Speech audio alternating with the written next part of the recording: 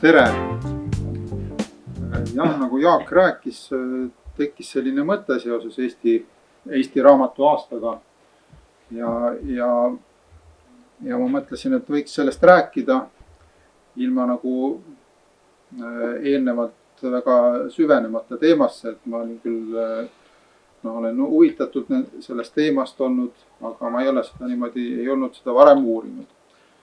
Ja mõtlesin, et see on üsna lihtne ju, et kindlasti kõik on kuskil juba kirjas ja mis seal ikka. Aga tuleb välja, et see asi ei olegi nii lihtne, seda ei olegi uuritud nii süstemaatiliselt, nii et kuna ma ei ole ise ka ajaloolane, siis oli nagu üsna keeruline. Aga mis ma siis teada sain, seda ma täna püüan teile siis ka rääkida.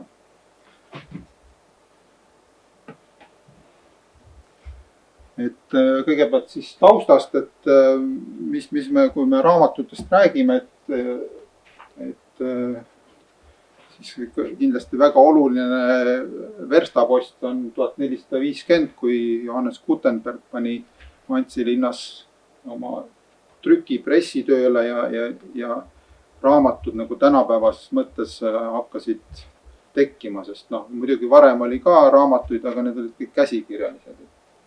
Et selles mõttes käsikirju on muidugi ka väga palju säilinud juba antiikajast. Aga jah, et kui me räägime raamatust, siis see on trükitud raamat.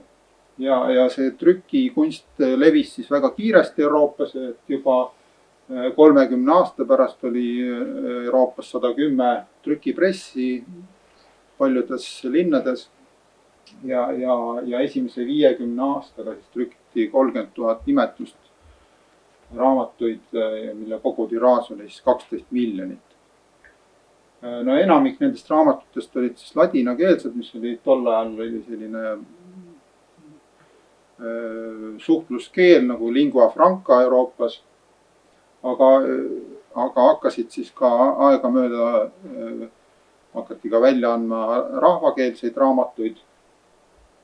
Ja eriti suure hoo sai see sisse siis, kui algas reformatsioon.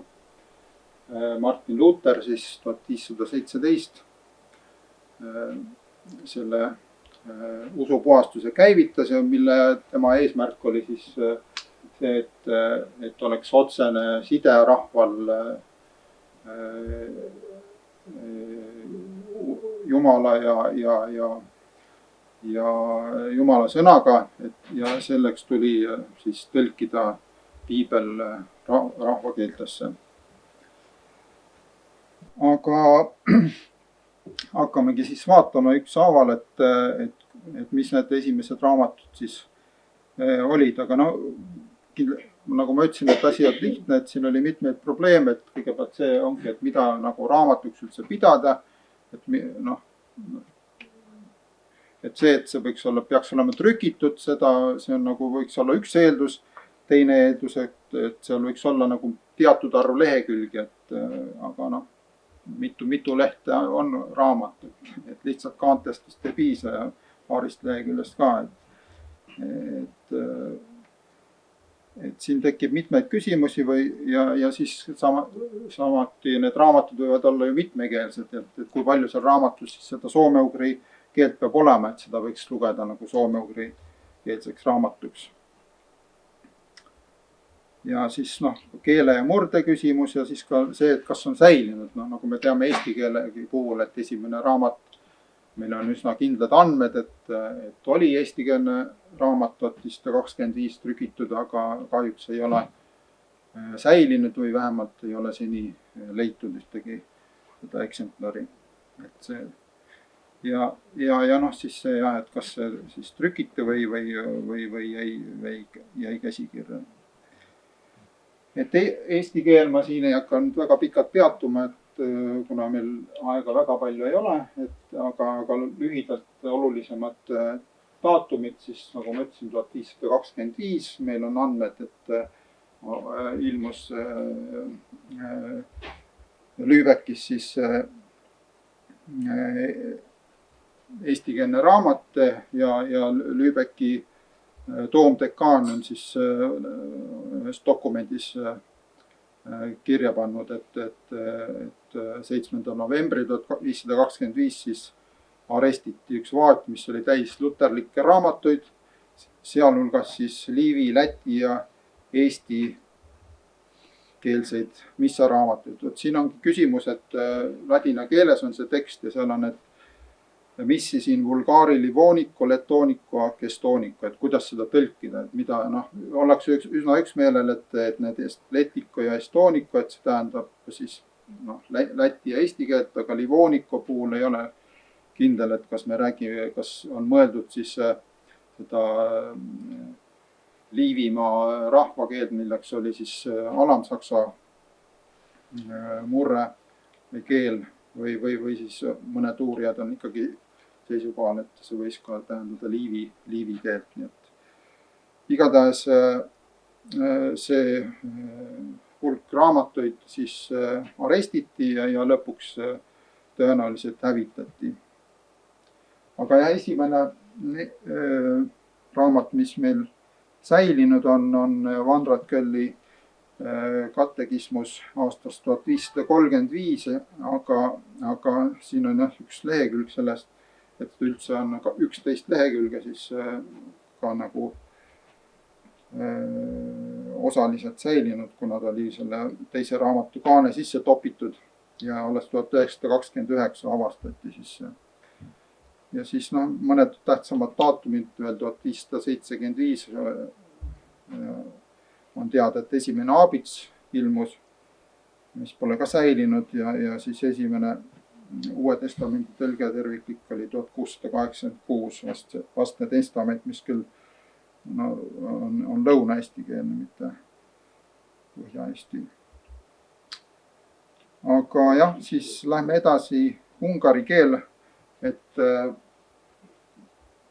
kui me teame, et 1525 ilmus eesti keelne, siis tegelikult esimene ungari keelne on alles 1533, et siis selline raamat nagu Saint Paul Lävelei, ehk siis Püha Pauluse kirjad.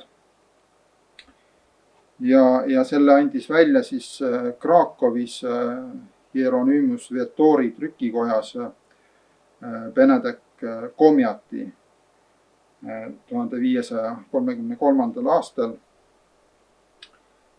Ja et see oli esimene, mis on nagu täielikult ungari keeles, kuigi siin pealkiri näete, alguses on ladina keeles Pauluse kirjad ungari keeles välja antud ja siis all on ungarikeelne pealkiri. Püha Pauluse kirjad ungari keeles, aga sisu on ainult ungari keelne. Miks see on oluline, siis tegelikult kui hakata vaatama, et kas see oli siis tõesti esimene, siis tegelikult 1527 oli Janos Silvester, kes hiljem andis välja ka ungarikeelse esimese Uue Testamendi tõlke, mille pilti siin näete.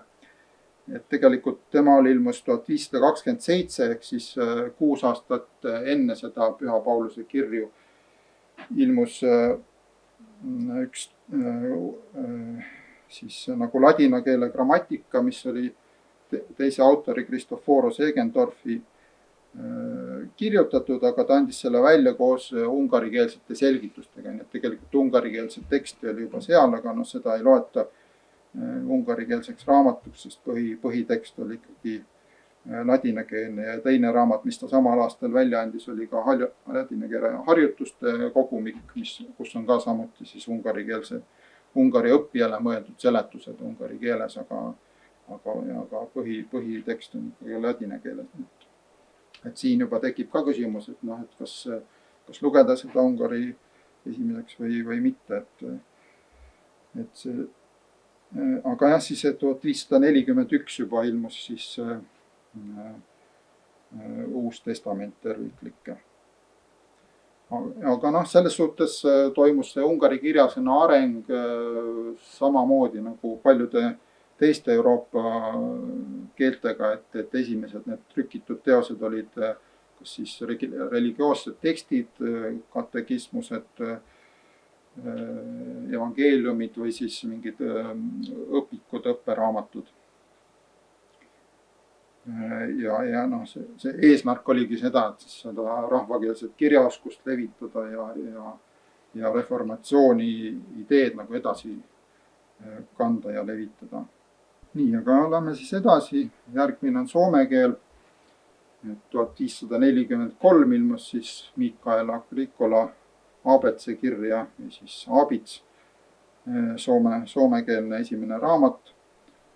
Et ma ei tea, kas siin on näha, aga tegelikult siin selle lehe peal, et kui seda teksti vaadata, siis see tundub nagu väga, noh, muidugi kui me vaatame kirjaviis on natuke teine, aga tegelikult soome keele oskaja saab seda väga hästi lugeda, välja arvatud see, et seal üle ääd ei ole eraldi, ää on e-ga kirjutatud, aga muidu kõlab nagu väga tänapäeva soome keele moodi, et nagu soome keel ei olegi väga palju muutunud.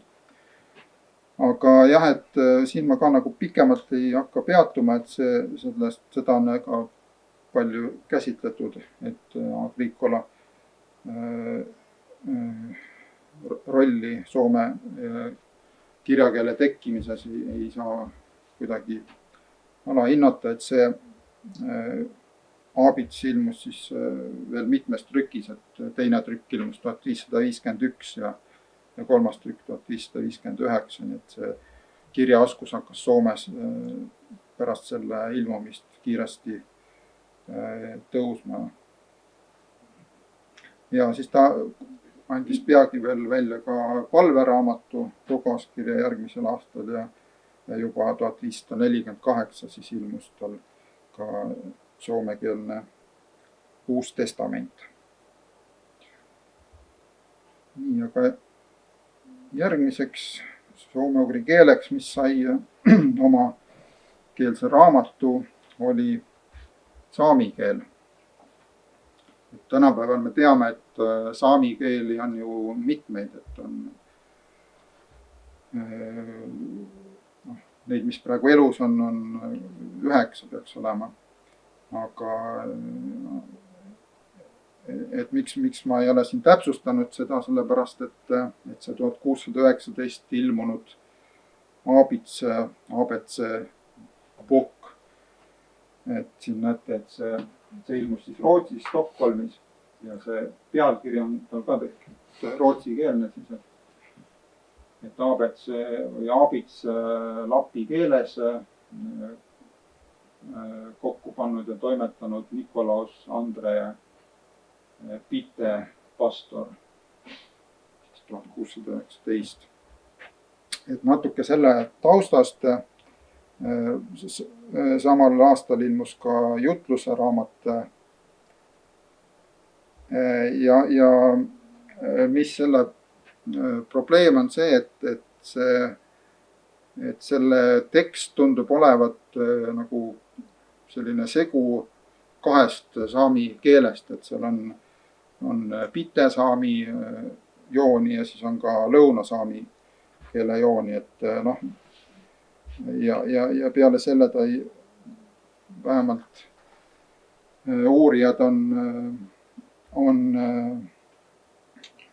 öelnud, et ta on üsna sellises kehvas keeles, et tundub, et ta on nagu üsna sõna-sõnalt tõlgitud, et ei ole eriti saami keele lauseehitust ja sellist jälgitud. Noh, samamoodi nagu me teame, nagu olid esimesed Eesti raamatud, mis olid sakslaste kirja pandud, siis tegelikult see Nikolaus Andre ja oli ka, ta oli selline nagu kaupmees, kellel oli, ta oli vaimulik, aga tegeles ka kaubandusega, siis kauples nende saamidega. ja siis ta 1581 ta püüdseti siis kirikuõpetajaks ja töötas siis juba tema isa oli seal kirikuõpetaja, töötas siis tema abistaja ja asetäitjana. Ja pärast ta oli seal kahes kohas, oli Piteos ja Arvitsauris. Ja 1606 pidi hakatama sinna Arvitsauri kirikut ehitama. Ja siis pidi sellest saama nagu eraldi kogudus, et see oli nagu üks kogudus. Ja sinna kutsuti siis teine kirikuõpetaja ja siis kelle nimi oli Lars Olai. Aga tema ei kolinud sinna elama, vaid jäi Piteosse, ei läinud sinna Arvitsauri.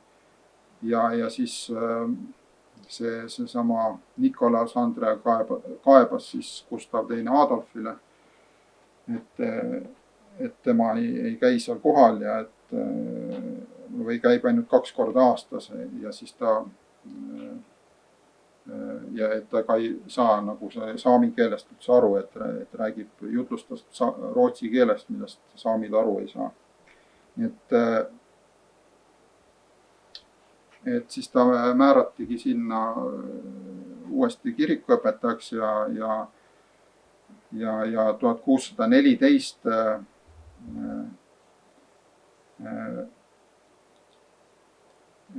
ta sai siis loa, et ta võib hakata saami keelde tõlkima,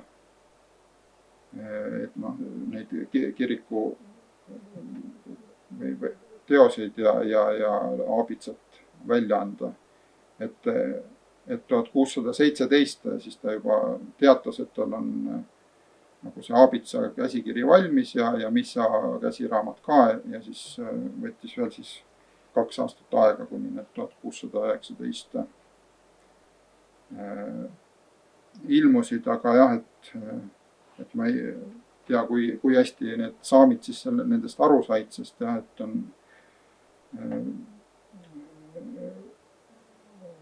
et see tekst oli üsna kehvas keeles. Et seal on tugev soome mõju, et on arvatud isegi, et see Nicolas Andre, et ta võis olla osaliselt soomlane või igatahes, et ta pidi soome keelt oskama. Nii, aga läheks edasi, siis järgmine keel on udmurdi keel. Et siin on jällegi see küsimus, et mida pidada nagu esimeseks udmurdikeelseks raamatuks, et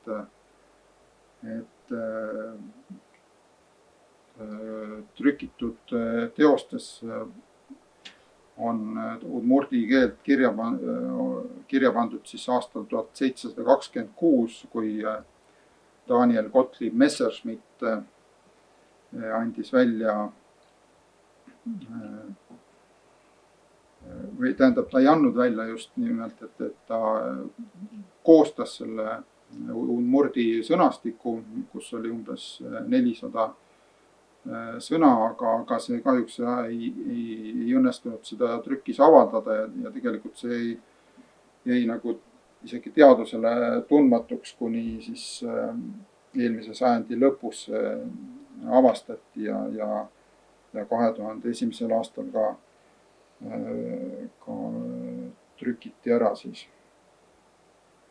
Aga esimene siis selline trükitud väljaanne, mis sisaldas udmurdi keelt, oli 1730 ilmunud Stralenbergi raamat Nordund Ostlice Teil von Euroopa und Aasia, kus siis oli erinevate keelte näiteid ja materjale. Et seal on siis ka udmurdi keele näiteid. Aga esimeseks raamatuks udmurdi keeles võib pidada seda 1775 ilmunud grammatikat. No tegelikult oli ka venekeelne, eks ole. Pealkiri on Sotšineenia priнадлежащие grammatike Vodskova языка ehk siis nagu Votjaki keele grammatika juurde kuuluvad kirjutised. Aga no seal oli siis põhiliselt grammatika, aga selle grammatika juurde kuulus ka sõnaraamat nagu lõpus. Nagu sageli tol ajal oli, et Eesti nendel vanadel grammatikatel on ka enamasti sõnastiku osa lõpus.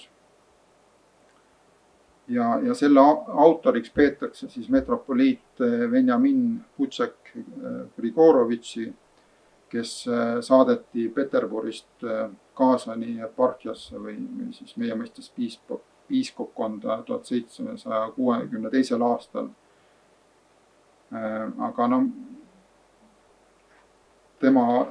ta saadeti sinna, et ta õpiks ja levitaks ristiusku, õpiks ka neid kohalikke keeli, aga no vaevalt, et ta nii hea keeleoskuse saavutuse, et ilmselt oli selle raamatu koostamisel tal abiks seal siis Kaasani vaimuliku seminari udmurtidest õpilasi. Siis veel on teada, et 1823 trükiti siis 7 proovilehte evangeeliumist udmurdi keelde tõlgitud ja need siis saadeti sinna kogudustele. Ühtekokku oli 27 kogudust, kus olid põhiliselt udmurdid siis ja ülesandega siis, et need papid siis neid ette loeksid jumalateenistusel.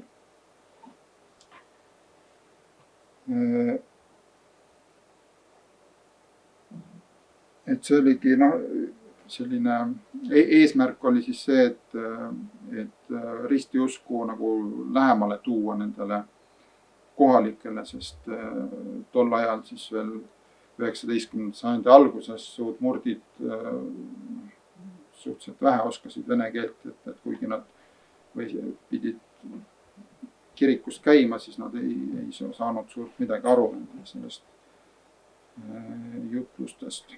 Et sellel eesmärgil siis need saadeti, aga teadaolevalt nagu terviklikku raamatut tol ajal veel ei ilmunud, et selleni läks veel mõnda aega. Aga siis 1845 ja 47 ilmus udmurdikeelne aabits, et siin on veel üks leht vasakul pool siis sellest esimesest evangeeliumist. Et siin on siis paralleeltekst on, ühel pool on venekeelne ja siis teisel pool udmurdikeelne tõlge. Ja paremal pool on siis esimese aabitsa teine väljaanne siis 1847 tiitel.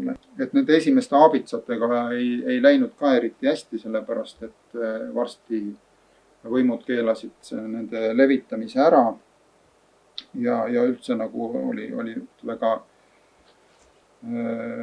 ranged piirangud, et kui palju, mida võis üldse kohalikes keeles välja anda, nii et ilukirjandust ei saanud üldse anda, et alles siis 20. sajandi alguses 1904 lasti neid piirangud veidi lõdvemaks, et siis võis juba lubati välja anda ka udmurdi keeles raamatuid või mingeid trükiseid nii-öelda. Et siis nagu hakkasid ilmusid esimesed kalendrid ja 1913 siis hakkas ilmuma ka üks udmurdikeelne ajaleht. Lähme edasi jersa ja moksa keele juurde. Et ma käsitlen neid koos, kuna kui need esimesed raamatud ilmusid, siis ei tehtud eriti neil vaheta. Et sageli räägiti mordva keelest lihtsalt. et esimeseks allikaks, kirjalikult trükitud allikaks, kus siis on moksa keel on 1690 ilmunud Nikolaas Viitseni raamat Norden Ostataria, mis sisaldas siis väga paljude Venemaa keelte näiteid, et seal oli siis ja selles raamatus siis on ka moksa hollandi sõnastik, milles on siis 325 moksa sõna hollandi tõlkega. Aga esimeseks raamatuks moksa või mordva keeltes võib pidada siis 1788 ilmunud ersakeelset katekismust. Siin pildil on küll üks, ma selle esimese katekismuse pilte ei leidnud, aga siin on siis 1821 ilmunud ersakeelse evangeeliumi tiitelleht. Ja 1804 siis ilmus Aabitse ja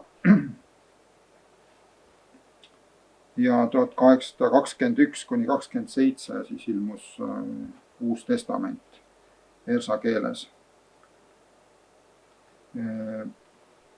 Aga esimesed katseid nagu ersa keele kasutamisel hariduses tehti ju juba siis 18. sajandi lõpus, et kui Nižni Novgorodis oli piiskop Damaskin, kes siis viis sinodi õppeasutustesse sisse ka ersa keele õpetamise. Ja seal siis tehti ka esimesi katseid selleks, et neid õigeusu palveid tõlkida kohalikele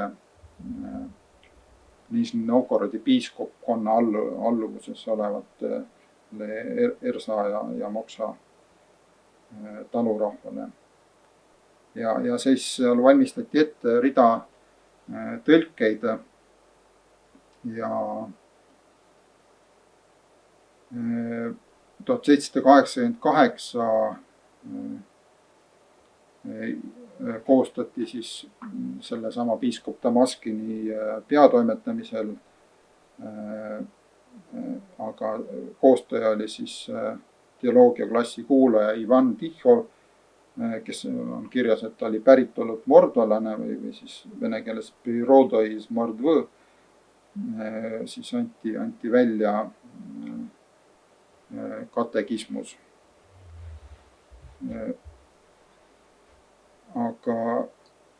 Aga nagu paljude teistegi esimeste raamatutega, et selle keel oli selline kohmakas ja pigem nagu selline sõnaline tõlge vene keelest, et ei jällegi järginud seda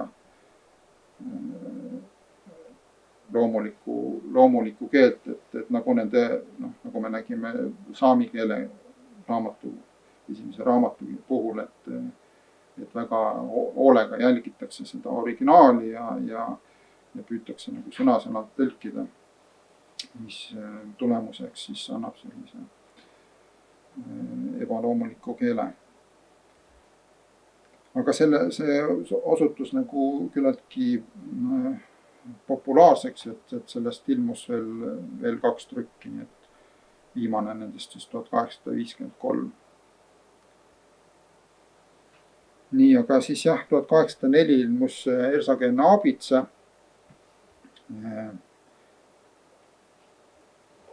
Aga nende kohta on ka kirjutatud, et selle keel ei olnud nagu kõige parem, ja nad ka eriti ei levinud rahva seas. Aga esimene moksakeelne raamat siis on teada, et 1861 ilmus siis moksakeelne katekismus, et sellest on siis ka siin see tiitellehe pilt. Moskvas.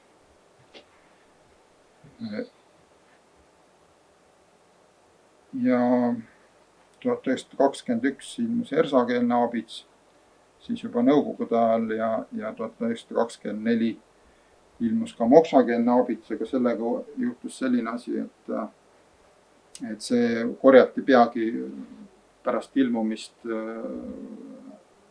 rahva käest ära, sest seal oli Stalini pildi ja eluloo asemel Trotski pilt ja elulugu, et siis ei läinud kuidagi, et siis tuli vastavalt poliitilistele oludele siis tuli ära korjata. Nii, aga lähme järgmise juurde, siis oleks karjala keel. Et on teada, et 1804 ilmus esimene raamat, kus olid siis mõned palved ja lühendatud katekismus. Et see oli siis kahes Karjala murdes, et oli Aunuse või Liiviko siis tänapäeval öeldakse ja teine oli siis see Tveri Karjala keel. Ja teine raamat oli 1820, kui ilmus siis Matteuse evangeelium, mis oli siis ka Tveri Karjala murdes ja ilmus see siis Peterburis.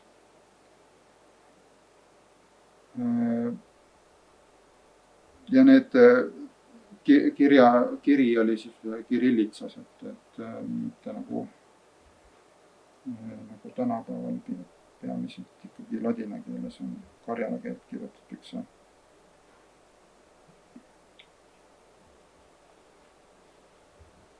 Ja 1930 siis loodi ka Tveri karjalastele oma kirjakeele, mis oli siis algselt oli ladina kirjas, aga see siis 1939 ka lõpetati selle õpetus ja raamatute kasutamine.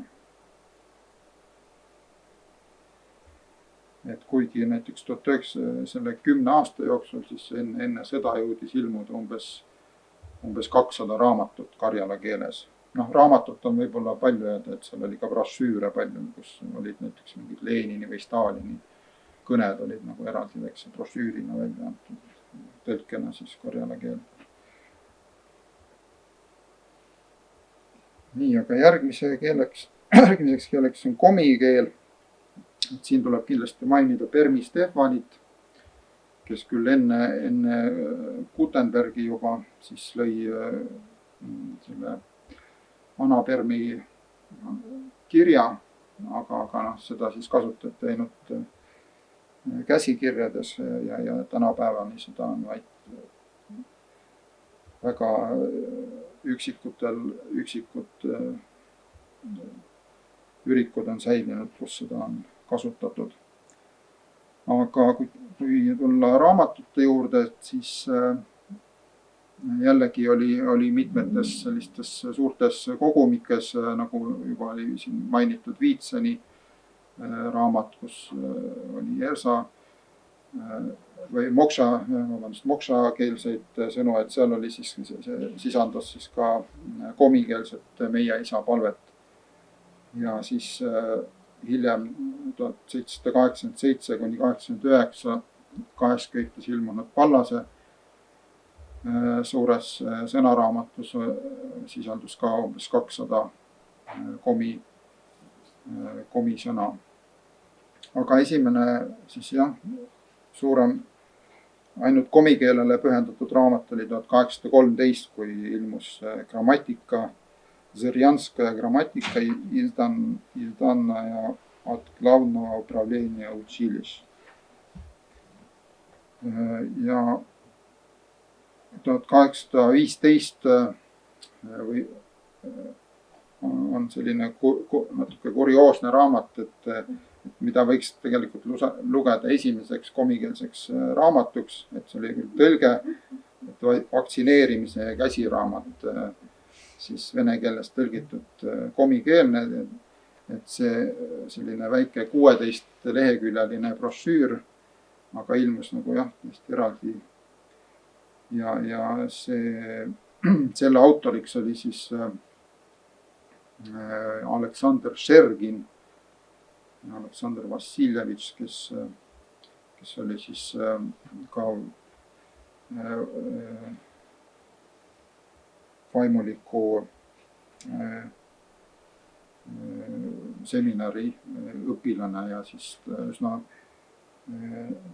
noorest peast, et ta oli siis 1789 sündinud, et ta oli siis 26-aastane. aga ta siis tegeles ka edasi komikeelde tõlkimisega. 1823 ilmus tema tõlkes Matteuse evangeelium. Et siin näete siis ka selle tiitellehte Peterburis ilmus.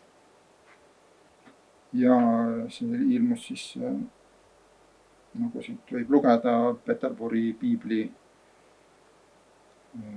piibliseltsi rahastusel. Ja jah, siis juba hiljem võiks küll märkida seda, et 1844 ilmus siis Kastreeni komikeele grammatika. Nii, aga läheks edasi marikeele juurde. Et marikeele siis võiks esimeseks marikeelele pühendatud raamatuks lugeda või mida arvestatakse nagu mari kirjakeele sünnina on siis 1775 ilmunud grammatika Sotšinenia принадлежащие к грамматике черемисского языка, mis siis ilmus 1775. Ja järgmiseks, mis siis oli nagu tõlgitud marikeelde, järgmine raamat on 1804 on teada, mis on siis lühendatud katekismus, kuhu olid siis lisatud mõned palved, usutunnistused ja 10 käsku. Et see oli siis paralleelselt maria ja vene keeles, aga siiani pole teada, et ükski eksemplar sellest oleks säilinud. Et on lihtsalt andmed selle kohta. Aga esimene raamat, mis on säilinud, on 1808 ilmunud Kratki katehisis na ruskom ja tšeremiskom языках, et siis lühike katekismus vene ja tšeremissi keeles. Aga sellest on teada ka ainult üks eksemplar, mis on USA-s Newberry raamatukogus väidetavalt olemas. Et ma püüdsin ka otsida seda, aga ei leidnud internetist. Et võib-olla ei ole seda veel digiteeritud. Aga siis edasi marikeele puhul siis esimene mäemarikeelne raamat oli Mari Jõlmedene Tšerkekniga ehk siis marikeelne kirikuraamat, mis ilmus 1821. Ja 1837 ilmus siis Albinski välja antud Mäemari grammatika. Palju siis marikeelest, aga läheks edasi siis liivi keele juurde. Et järgmiseks siis 1863 ilmus kohe korraga kaks raamatut samal aastal. Et siis Ferdinand Johann Wiedemann toimetas need siis trükki ja koostajateks või nii-öelda tõlkijateks olid siis kaks tema keelejuhti, et üks siis idaliivi, et see, mis siin on tiitelleht, ongi siis selle idaliivikeelse Matteuse evangeeliumi tiitelleht, mille siis Niga Poolman oli tõlkinud ja lääneliivi siis vastavalt oli Jaan Prints vanem. Aga no liivikeelest on või selle kirjakeele sünnist on Valts Elstveits kirjutanud oma doktoritöö, mis on ka eesti keeles ilmunud, ma siin ka pikemalt ei peatuks, et kõik huvilised saavad selle kohta ise lugeda. Aga lähme mansi keele juurde, mida võiks siis järgmiseks nimetada, kuna 1864 ilmus esimene mansi keele grammatika Ungaris, siis Paar Hunvali koostatud raamat Vogul-föld és Nép ehk siis Voguli maa ja rahvas. Aga veel enne seda on teada, et lisaks sellele, et mansi keele sisaldus ka selles Pallase suures sõnaraamatus oli mansi keele näiteid, siis on ka teada, et 18. sajandil koostati päris mitmeid mansi keele sõnastikke, aga neist ei ole teada, et neist trükki oleksid jõudnud, et on näiteks ladina mansi 1775 käsikiri ja ka vene mansi. Aga jah, siis vaimuliku kirjanduse puhul siis esimeseks mansikeelseks teoseks oli 1868 ilmunud Evangeelium, mis trükiti Londonis ja selle uus trükk ilmus 1882, siis 14 aastat hiljem Helsingis trükiti veel kord.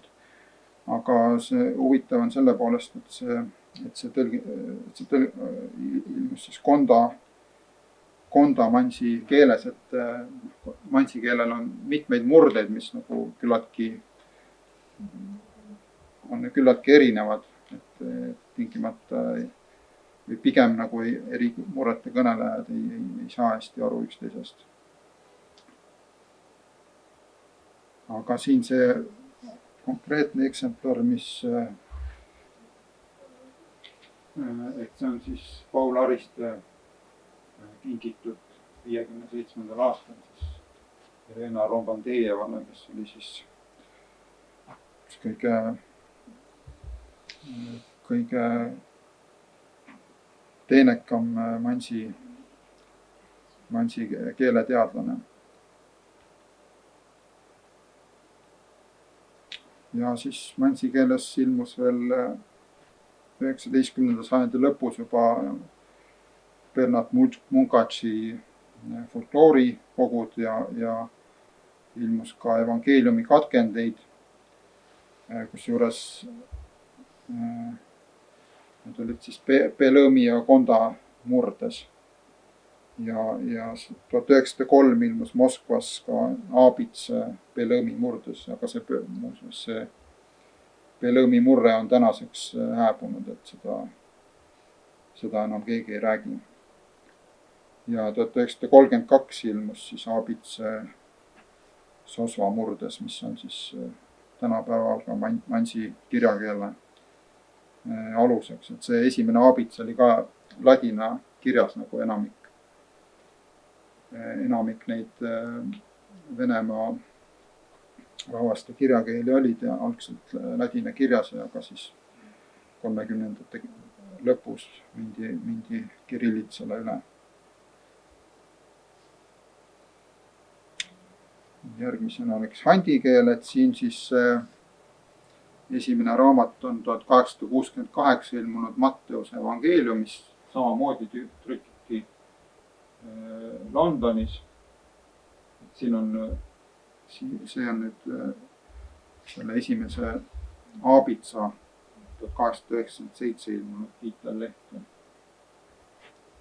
Aga see esimene Evangeelium, et see oli ka selline,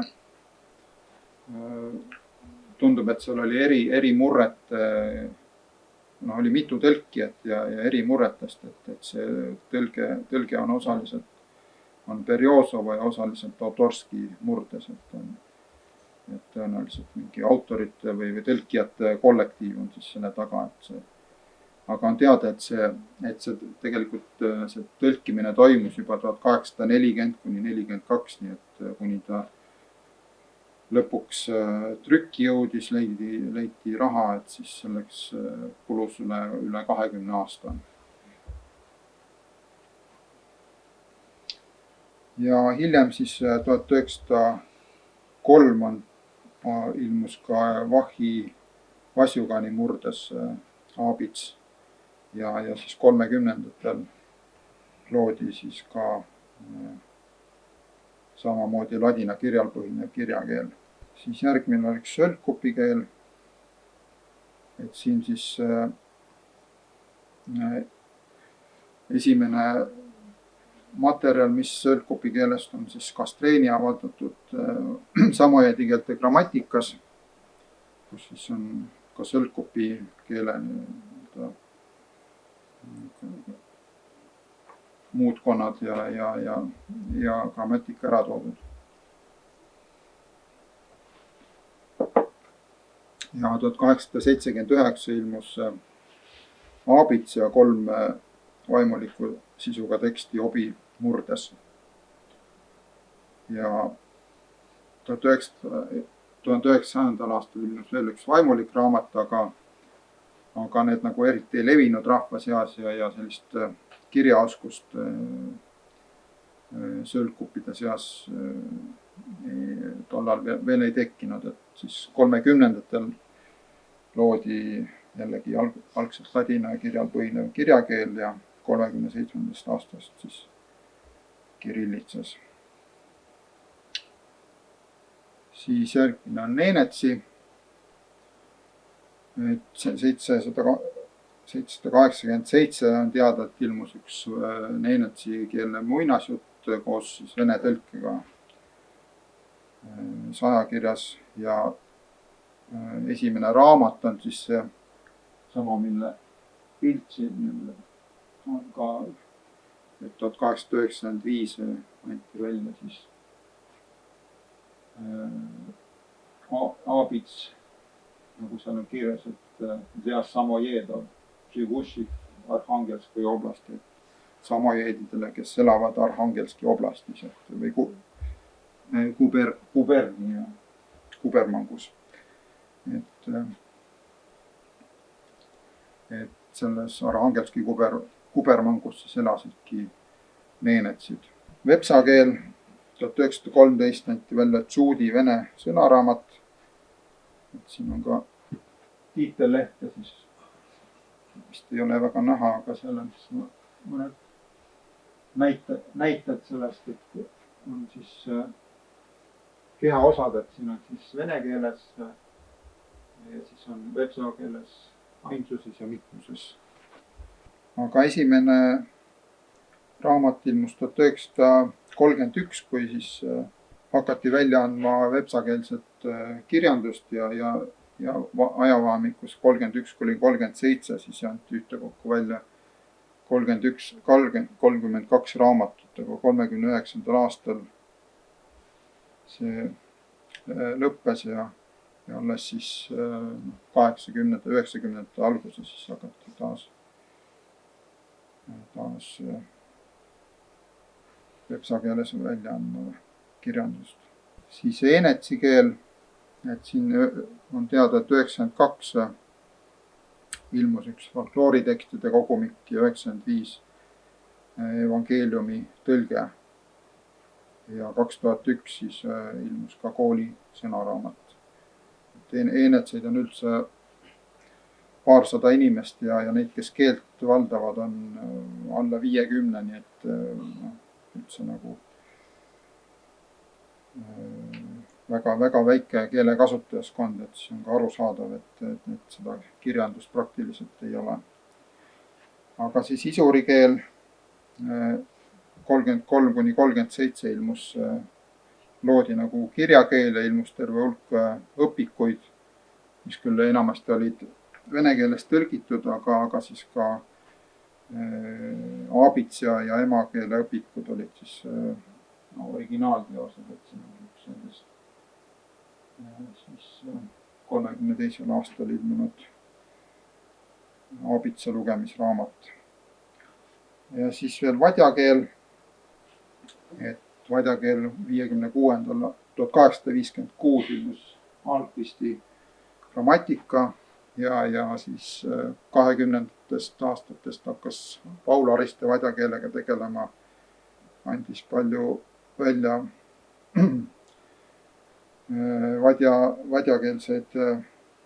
vadja keelt sisaldavad, need olid teaduslikud raamatud, aga esimene selline ilukirjanduslik teos on 2018, kui Einike Einsoo siis andis välja raamatu Suuri päive. Aga praeguseks kahjuks eriti neid, kes seda lugeda mõistaks, ei ole. Nii, aga lõpetuseks siin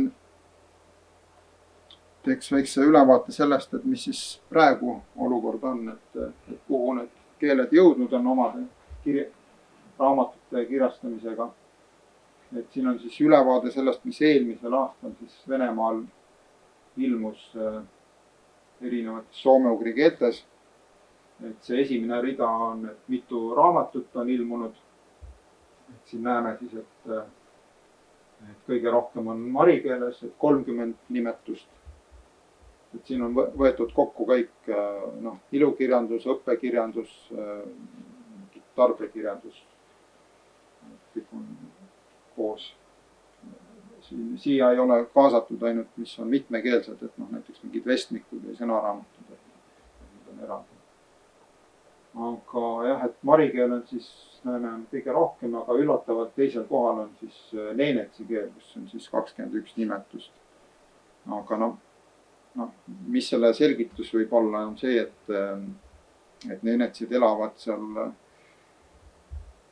piirkonnas, kus on väga palju naftaraha ja need naftafirmad sageli toetavad ka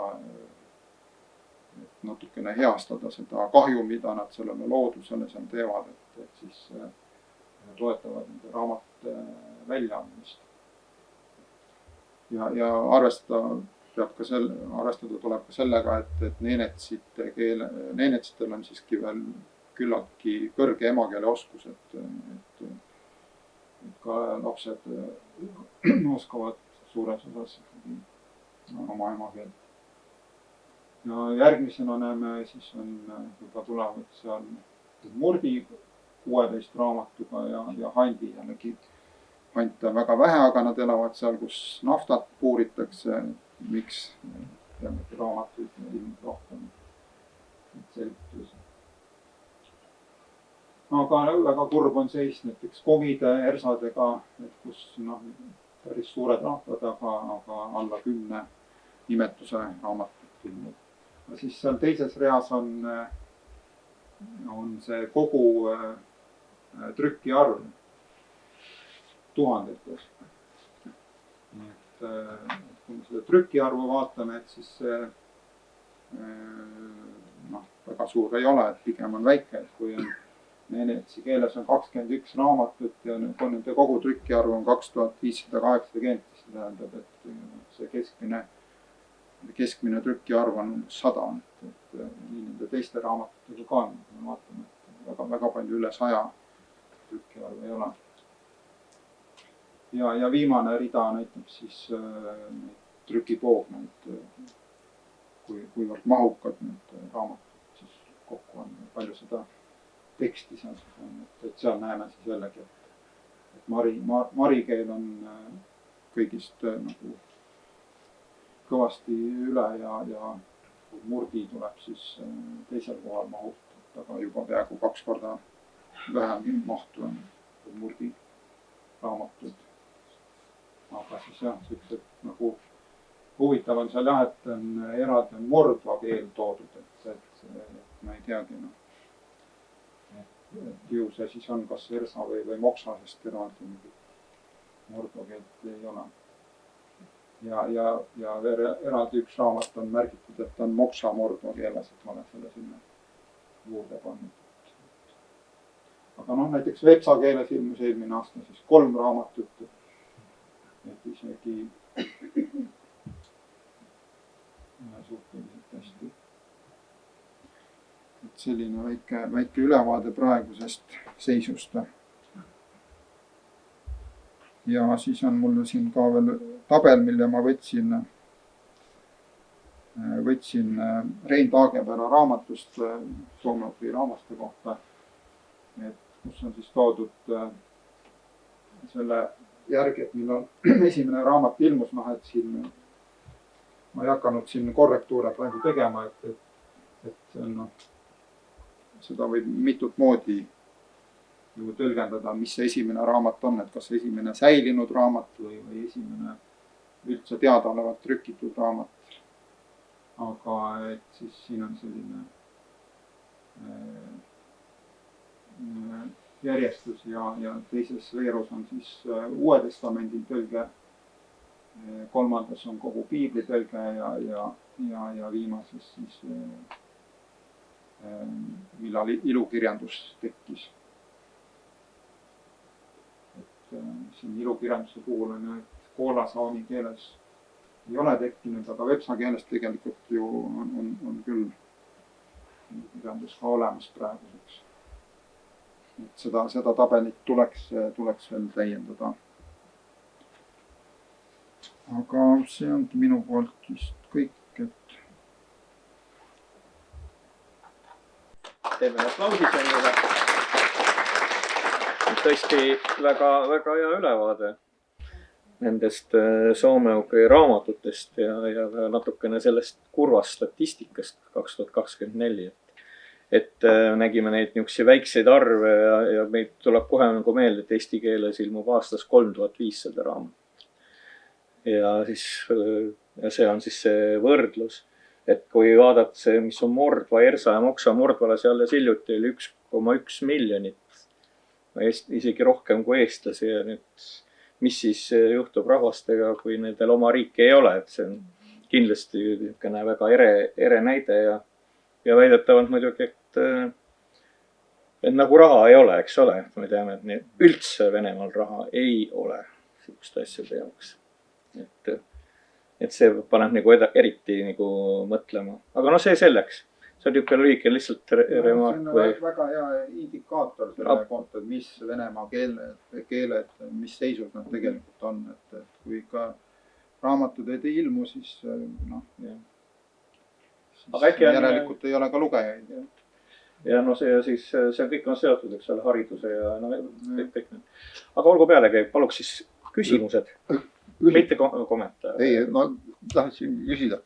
Tähendab, need on kõik paberiraamatud, aga see digiraamatud, need pressivad ju peale või kas see paber kaob üldse ära prügikasti või?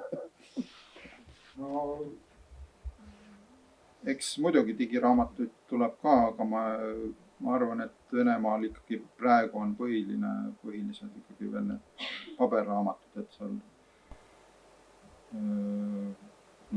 jah, mingil määral kindlasti on ka neid digiraamatud, aga ma ei usu, et paberraamat, et see nüüd kuidagi muudaks, et pigem on see digiversioon nagu lisaks sellele paberversioonile, et sellised, mis ilmuksid ainult digiversioonis, ma arvan, et neid on väga vähe. Kas need raamatu autorid saavad natukene mani ka või? Ainult heas südamist? Kui nad juba ma tean küll, et on Vene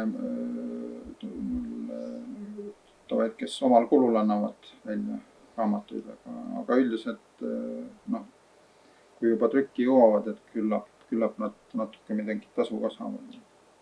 Üldjoontes ei saa nad, et isegi siis, kui need on auhinnad, see on riigipoolne nagu tunnustus väga. Aga see ei ole rahaline, et siin sellest on natukene ka ütlust olnud, et Eesti riik teatavasti toetas soome-ugri rahvuskeeltes kirjutavaid kirjanikke, et auhinnata ühte või teist teost ja siis tuli sellest väga palju ütlemist, sellepärast, et kohalik vabariigi, seal jällegi ei ole raha ju selleks, et kirjanik saaks mingit rahalist sellist preemiat. Riigipreemia on ainukene siis, mis on mingil määral rahaline. Nii, oota nüüd Leilile siis. Tahtsin, et täpsustada, 1450 esimene Gutenbergi kirjapress, millises linnas hakkas tööle?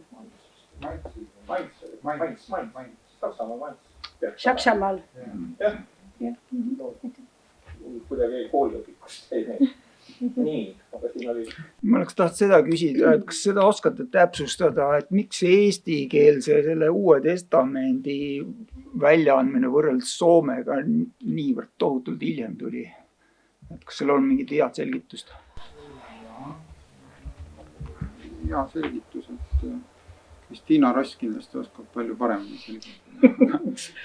aga no, seal oli ikkagi põhiline probleem, et ei jõutud nagu kokkuleppele, et kuidas olid suured vaidlused, et kuidas on, mis on õigem, mis sõna kasutada kuskil. Et taheti, et see tõlge oleks nagu väga korralik ja hea ja siis võttiski väga palju aega ja no, siis sinna tulid ka igasugu asju tuli vahepeal. aga on olemas ju piiblitõlke selts, eks ole. jah, aga nad kogu aeg tõlgivad ja tõlgivad. Kas nad siis lõpuks ei saa valmis seda? Nii, veel. Noh, ma vaatasin seda Udmurdi evangeeliumi, seda pilti seal 2 keeles, siis millegipärast oli seal vene keel oli 1/3 võrra lühem kui Udmurdi keel. Kas see on nüüd seletatav sellega, et seal ongi see sõnaseadmine pikem nagu eesti ja soome keele suhe või on see lihtsalt sellisest kohmakast keelekasutusest tingitud? No, pigem see teine, sellepärast, et peab meeles pidama, et tol ajal ei olnud ju veel mingisugust traditsiooni, et kõik need sõnad tuli välja mõelda. Et no isegi kuidas midagi kirja panna ei olnud mingit eeskuju ja kõik tuli välja mõelda, et see on täiesti arusaadav, et selleks, et nagu lihtne on ju lihtsalt laenata sõna, aga kui sa tahad, et inimene ka aru saaks, mida mingi asi tähendab, siis tuleb pikalt ja seletada, et siis tulebki pikemalt kirjutada. Nii, aga kui nüüd rohkem küsimusi ei ole, teeme Svennile ühe aplausi. Väike pingituse Svennile. Ja omalt poolt ma tahan teid tänada, et olete tulnud Hõimuklubis.